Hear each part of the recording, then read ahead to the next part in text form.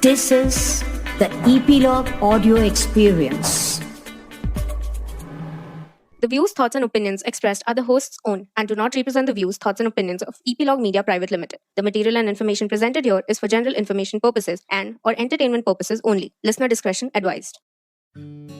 नमस्ते दोस्तों, आज आपके लिए लाए हैं एक ऐसा किला जो है तो बहुत फेमस बट उसकी हिस्ट्री इतनी फेमस नहीं है। Yes, you guessed it right, it's the Red Fort, known as the Lal Qila in Hindi. Lal Qila Chandni Chowk के पूर्वी छोर पर स्थित है, जो दिल्ली के सबसे पुराने और कमर्शियल मार्केट्स में से एक है। इस बाजार का एस्टैब्लिशमेंट शाहजहानाबाद में है, जो शाहजहां द्वारा स्थापित एक नया शहर है। वास्तव में लाल किले को इस राजधानी शहर के केंद्र के रूप में और मुगलों की शक्ति की प्रमुख सीट के रूप में डिजाइन किया गया था। किले की नींव 1639 में मुख्य वास्तुकार उस्ताद हमीद और उस्ताद अहमद की गाइडेंस में एक शुभ समय पर रखी गई थी। सम्राट शाहजहां ने किले की बनावट में पर्सनल इंटरेस्ट लिया और उस समय 1 करोड़ रुपए की अज्यूम्ड अमाउंट पर 1648 तक प्रमुख निर्माण पूरा हो गया। किले का उद्घाटन बहुत धूमधाम और उत्सव के साथ सेलिब्रेट किया गया था। भव्य उपहार जैसे गहने, तलवारें, बड़ी रकम, मनसब आदि के सब। इस शानदार किले का परिसर 125 एकड़ के क्षेत्र को घेरता है। इसकी विशिष्ट रेड सैंडस्टोन की दीवारें लगभग 3 किलोमीटर लंबी है और एक खाई द्वारा प्रोटेक्टेड है परिसर तक। कुल 5 गेटवे द्वारा पहुंचा जा सकता था इस किले पर, जिनमें से 3 प्रमुख थे। पश्चिम में लाहौरी गेट और चांदनी चौक के सामने मुख्यतः प्रवेश द्वार था। दूसरा महत्वपूर्ण द्वार दिल्ली गेट था, जो फैज बाजार के बीच से जामा मस्जिद से जुड़ा हुआ था। खिजरी गेट या पानी का द्वार शाहजहां द्वारा इसके पूरे होने के बाद किले का उद्घाटन करने के लिए इस्तेमाल किए जाने वाले प्रवेश द्वार में से एक था। लाहौरी गेट एक ढका हुआ बाजार था, जिसे छत्ता चौक या छत्ता बाजार कहा जाता है। ये बाजार एक ढका हुआ 2 मंजिला आर्केड है, फर्जी बाजारों के मॉडल पर बनाया गया था। छत्ता बाजार अच्छी तरह से प्रोटेक्टेड है और आज भी उत्तम क्राफ्ट आइटम्स को बेचने के लिए मौजूद है। छत्ता चौक नक्कर खाना या नौबत खाना की ओर जाता था।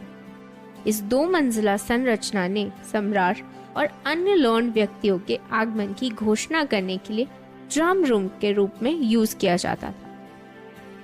ऐसा कहा जाता है कि ड्रम रूम सम्राट के जन्मदिन और अन्य महत्वपूर्ण अवसरों पर पूरे दिन संगीत से गूंजता था। ड्रम रूम दीवाने आम या हॉल ऑफ पब्लिक ऑडियंस तक जाता है। ये वही रूम है जहां एक स्तंभित सैंडस्टोन मॉन्यूमेंट में एक उत्तम मार्बल का सिंहासन है, जो एक ऊंचे मार्बल के प्लेटफॉर्म पर स्थित है। सिंहासन और सिंहासन के पीछे की दीवार सेल्फ डिजाइन से अलंकृत है, जो मुगल सम्राट को एक दिव्य सम्राट के रूप में स्थापित करती है। दीवार रेयर ब्लैक मार्बल के स्लैब से सजी हुई है, जिसमें जानवरों, पक्षियों और फूलों के रूपांकनों को दर्शाते हुए वर्क है। ये माना जाता है कि कई सजावटी काम इटालियन कला से प्रेरित है। केंद्रीय पैनल, जो सम्राट के बैठने की जगह के ठीक पीछे स्थित है, सुलेमान की एक आकृति को दर्शाता है, जिसे न्यायाधीश के रूप में पूजा जाता है। ये माना जाता है कि कई सजावटी काम इटालियन कला से प्रेरित है। केंद्रीय पैनल, जो सम्राट के बैठने की जगह के ठीक पीछे स्थित है, सुलेमान की एक आकृति को दर्शाता है, जिसे न्यायाधीश के रूप में पूजा जाता है। किले के परिसर के इस हिस्से का भूगोल लाहौरी गेट से दीवाने आम तक इस तरह से प्लान एंड प्रिपेयर किया गया है कि सिंहासन पर बैठे शासक सारी जनता को देख सके। एक संरक्षक के रूप में शहर और उसकी प्रजा का सामना करे। 1638 में मुगल सम्राट शाहजहां ने अपने साम्राज्य की राजधानी आगरा से दिल्ली में एक नव निर्माणित शहर में स्थानांतरित कर दी, जिसे उन्होंने शाहजहानाबाद कहा। इस नए शहर के निर्माण के साथ साथ उन्होंने अपने महल लाल किला की नींव रखी। रेड सैंडस्टोन की दीवारों के साथ इस विशाल द्वार वाले गढ़ को पूरा होने में लगभग 1 दशक लग गया। इसे आगरा के किले की तुलना में बेहतर प्लान माना जाता है, क्योंकि शाहजहां ने वहां रहने के अपने अनुभव से सीखा था। ये किला लगभग 200 वर्षों तक मुगल साम्राज्य की सीट था। औरंगजेब के बाद मुगल वंश के प्रशासनिक और राजकोषीय संरचना में गिरावट आई और 18वीं सेंचुरी में महल का डाउनफॉल देखा गया। पर उसके पहले 1712 में जहांगीर शाह मुगल सम्राट बने। अपना शासन शुरू करने के 1 साल के भीतर ही शाह की हत्या कर दी गई और उनकी जगह फारूक सियार ने ले ली। 1760 में मराठाओं ने अहमद शाह दुरानी की सेनाओं से दिल्ली की रक्षा के लिए धन जुटाने के लिए दीवाने खास की चांदी की छत को हटा दिया और पिघला दिया और इकट्ठा किया धन। 1761 में मराठाओं के पानीपत की तीसरी लड़ाई हारने के बाद अहमद शाह दुरानी द्वारा दिल्ली पर छापा मारा गया।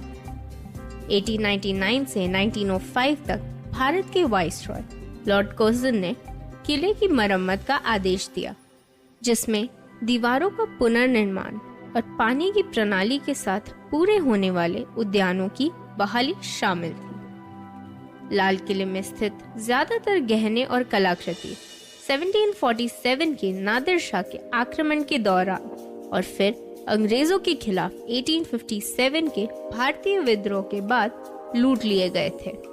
उदाहरण के लिए शाहजहां का वाइन कप और बहादुर शाह द्वितीय का ताज सभी वर्तमान में लंदन में स्थित है।